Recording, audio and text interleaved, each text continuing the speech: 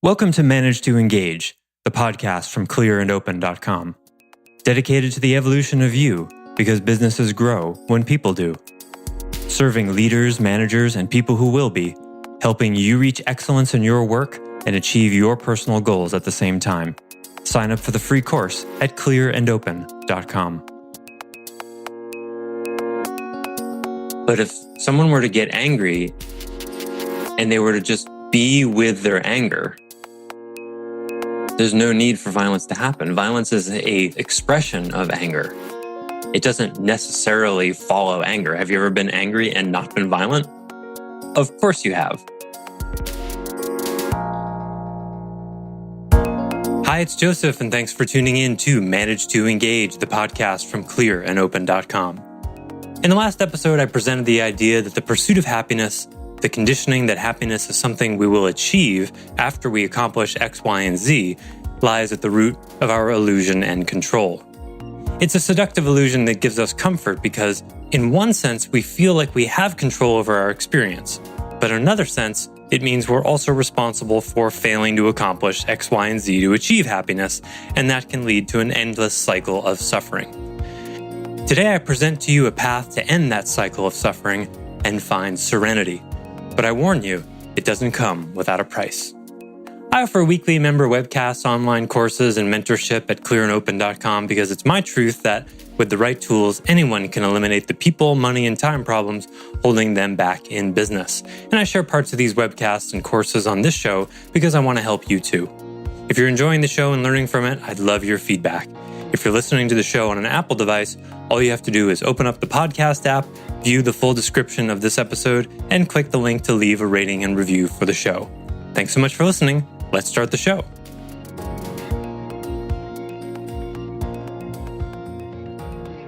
Anger's my gauge. Yeah, say more. Well, the angrier I am, the madder, the more pissed I am about a situation will tell me exactly how much I'm not in reality of the situation. Yes, well said. Great. So anger, thanks for that. Anger is a clue that you're resisting reality. It's a no. And again, this is not to say you shouldn't be angry, because anger is an arising phenomena too. Right? So the no, how do you work with the no in you? Whether that's anger or that contraction is, how do you work with that? First, by accepting it the same way. Oh, look at that. I'm anxious about all this water I spilled. That anxiety is a no. It's a contraction. Is it helping? No. Okay. Is it reasonable and understandable? Yeah, sure. Okay, let's just be with it because it's an arising phenomena, just like 10,000 gallons of spilled water. I can be with that too. How do you be with those things? By being with the space that they're happening inside of, not attaching to the thought or the feeling. Because if you become the thought or the feeling, then that's all there is. And that thought or feeling is a no, right? So anger has a really bad reputation in our culture because people think it causes violence. It's associated with violence because generally violence doesn't happen where there's no anger. It's a smoke and fire thing, right? But if someone were to get angry and they were to just be with their anger, there's no need for violence to happen. Violence is an expression of anger. It doesn't necessarily follow anger. Have you ever been angry and not been violent? Of course you have. Right? So what's the difference? The difference is, can you be with the uncomfortable feeling? Can you be with the arising phenomenon of anger without becoming it and expressing it as violence? And this is the case with all strong emotions. Can you be with the emotion of fear without acting from that place? Sometimes you can, sometimes you cannot. This is part of the art of self-management. It's about detaching from the arising phenomena and anchoring your attention into the space in which it happens rather than the phenomena. You see? But if you think you're your thoughts, if you think that these things that you don't control 95% of the time, if you think those are you, well, then when you have a strong emotion, you're going to think that's you too. Live by the sword and die by the sword, right? So it's double-edged because you don't get to have it both ways. If you have a brilliant thought while you're in the shower and you take credit for that thought and go, wow, I'm brilliant. That was an awesome idea. I can't wait to put it into practice. If you take credit for the good thoughts, then you're also going to have to take credit for the bad ones, right? It's funny, right? And we want it both ways. The mind wants it both ways. I had this great idea. Well, how did you have it? Just came to me. Did you decide to have that great idea? No, it just happened. Aren't I great? The ego asks, needing validation. And it says to itself, yeah, I am. And then in the next moment, you're driving along the road, someone cuts you off, and you start fantasizing about running them off the road into a tree. Now you have to think, well, what a bad person I am that I'm having this thought about this person, right? Because that thought's just as much you as the good one was. But actually, neither of them had anything to do with you. Any more than, when you're walking down a garden path and you hear a bird song, you don't go, wow, that was an amazing bird song. I'm so excited I came up with it. You didn't come up with it. The bird song is as random as the thought in your mind, in one way.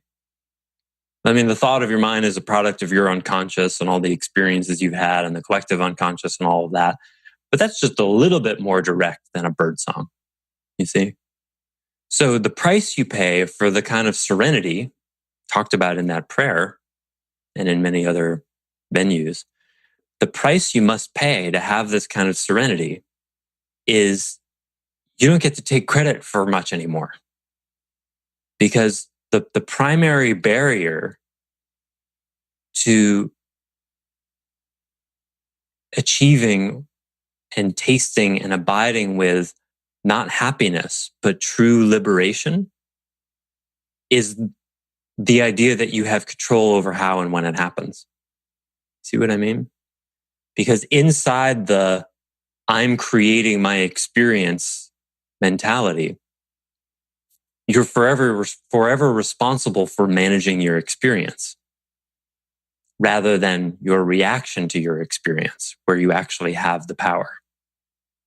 So we're skirting along the razor's edge of this paradox of you have no control over your life and you have total control over your life. There's truth to both of them. On one level, you have no control over the arising phenomenon. On another level, you have total control over how you respond to the phenomenon. That's the primary difference. Try to control the arising phenomenon. That's an attempt to manage your own happiness by managing the kinds of experiences you're having. Right? I want to have a great experience. I see this all the time here in Maui. Couples more than half the time when I see them here, probably more than 3/4 of the time. I was just at the beach yesterday and a lot of Russians travel here in the summer. I guess it's cold there all the time. I don't know. But I saw a lot of couples, a bunch of Russian couples together. They all look totally miserable. As couples often do here. They never, you can just sense they're not having quite the great time that they imagined when they got to the tropical island of Maui. You can just sense it. They're doing whatever they're doing. They're snorkeling. They're walking on the beach, but there's this kind of heaviness there. It's just like they're tired, or the hotel wasn't quite as nice as they thought, or they wish the water was a little warmer, or just something.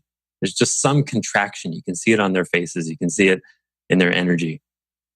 Or they're realizing this is their first trip with their beloved, and they're realizing that spending quite this much time together isn't actually as great as they thought, right? But when you go on a vacation, you have all sorts of thoughts and ideas and imaginations about how it's going to be, right? Because it's, I'm going to spend $3,000 and we're going to fly 3,000 miles and then we're going to stay in this place where it's always warm and really beautiful. And then we're going to be happy for a week, God darn it. That's the frame that 99.9% of people happen, right? That's the frame. Now, when anything arises in the phenomena that goes against that, boom, suffering. Oh, we had a fight on the first night. I got food poisoning at that weird Thai place. The surf was too rough to be able to swim in. It poured rain for 3 days. All of that now is in opposition to how the ego mind needed it to be in order to be happy, you see? And this all happened to all of us, right? And then if you're lucky or mindful or both, you can kind of have a breakthrough around that. I remember one of my trips to Hawaii years ago was a trip with a woman. We went to Kauai, the north side of Kauai, one of the rainiest places. Well, the top of the mountain of the volcano in Kauai is one of the rainiest places in the world. It rains like 400 inches a year. And the north side of all the islands get more rain because the weather usually comes from the northeast. And I think we were there in April, and it rained every day on the north side for 9 days. 9 days we were there. So one of the features of the Hawaiian Islands is that on many days you can just drive around to the south side where that's in the rain shadow and you can get out of the rain.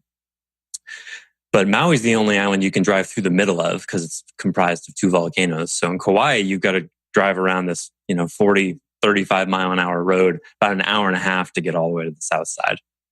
And I remember one of those days, we drove all the way to Poipu, the most popular beach on the south side, out of the rain. We're sitting on the beach, finally the sunshine that we imagined we would have, having come from Oregon in April, where it was very rainy. We were there for not 10 minutes. Clouds came in and started pouring rain on us on the beach. Everyone's scrambling. And I just put a rain jacket I had over my head, and me and the woman we just started laughing. We just started laughing. And it was just a moment of like, wow, I give up. And it didn't matter anymore. You've probably all experienced this, where we have this, like when things get so bad in your life, you start to laugh at it. Like, wow. Yeah. And this thing happened too, really. Wow, this is unbelievable. And that humor, it comes from a place of, it comes from an acceptance, right? Because when you're angry and resistant to the arising phenomena, you're not laughing about it. But at a certain point, something just breaks in us and we're just like, whoa, it's amazing. I didn't think this week could get any worse. And it just did. Amazing. And you're just in a kind of wonder about it. What if that's the natural state of a human being all the time? And life sometimes just grinds you down so that you can get yourself to that place. Because what happens in that moment is you relinquish control. Control you never had, right? Okay, fine. It's raining. I give up. Like as if I had control over the rain before, right? I thought I did. Well, I'll see about this rain. I'm going to drive 90 minutes all the way to the south side. See if the rain can get me then. And it did. Ha ha ha. Joke's on me. There was another day where we went even further. We went all the way down to the south side. It was still raining there. And we kept going all the way to the west side because you can't go all the way around Kauai. The northwest, there's no road. So we went, 2 hours, 15 minutes, 2.5 hours, all the way to the west side. And it was perfect. We only had like 2 hours of daylight left. But it was perfect. And I'll never forget this moment. I was sitting there just staring at the ocean, just relaxing. Oh, the weather is so nice here. It's so still, it's so perfect. And I tell you what, right now I would so love to have a beer. That was the thought that arose in my head. And 10 seconds later, I look out of the corner of my eye and there's someone walking toward me with a 6-pack of Newcastle Brown Ale in their hand. And I see And I go, ooh, Newcastle. I like that beer. And then they keep walking. I can see it looks like they're walking toward me.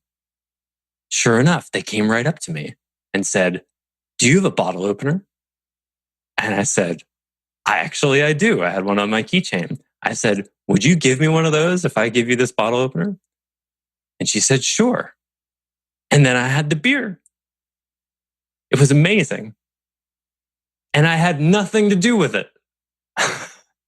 Same as the rain. It was a completely spontaneously arising phenomenon. And it was amazing. It was a little on the warm side, but it was still amazing. The beer, I mean. And that made my day. But I didn't get to take any credit for it.